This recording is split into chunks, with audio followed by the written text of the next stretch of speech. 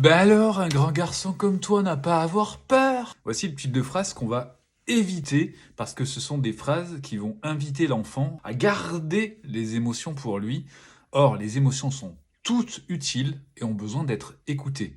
Une émotion pour avoir un déclencheur réel, une situation à laquelle l'enfant va assister, ou imaginaire, issu des pensées, voire même des souvenirs, donc de la mémoire. L'intérêt est donc dans un premier temps d'accueillir cette peur chez l'enfant et de lui signifier qu'elle est tout à fait légitime et utile.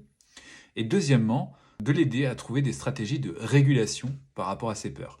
Je vous propose de découvrir quelques phrases qui peuvent aider l'enfant à surmonter ses peurs. La première phrase, c'est « tu as le droit d'avoir peur ». Deuxième phrase, « ta peur est ton amie. Elle est là pour te protéger, elle est utile ». Troisième phrase en complément, « vois-tu un danger réel ou est-ce dans ta tête ?» On va continuer en demandant quelles sont les sensations dans ton corps. En effet, l'enfant parfois ne peut pas verbaliser sa peur, il n'a pas conscience qu'il ressent de la peur. En revanche, il peut décrire quelles sont ses sensations corporelles. Il peut claquer des dents, il peut trembler, il peut avoir froid. Passons maintenant aux stratégies de régulation. On va demander à l'enfant qu'est-ce qui te rassurerait. Je suis là si tu as besoin d'un câlin ou si tu as besoin que je t'écoute. Veux-tu que je t'aide à enquêter sur ta peur ? On peut chercher sur Internet, on peut chercher dans les livres. Que ferais-tu si tu n'avais pas peur ? Est-ce que tu serais d'accord pour dessiner ta peur ? Que veux-tu faire du dessin ?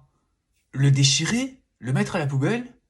Le gribouiller ? Et si on dessinait cette peur pour la transformer en un personnage amusant comme un clown ? Imagine si ta peur avait peur. Qu'est-ce que tu lui dirais pour la rassurer ? Tu te souviens, avant, tu avais peur de l'eau. Puis, tu es allé un petit peu vers le bassin, tu as trempé tes pieds, et au bout de quelques séances, tu as réussi à faire de fantastiques plongeons. Tu te souviens ?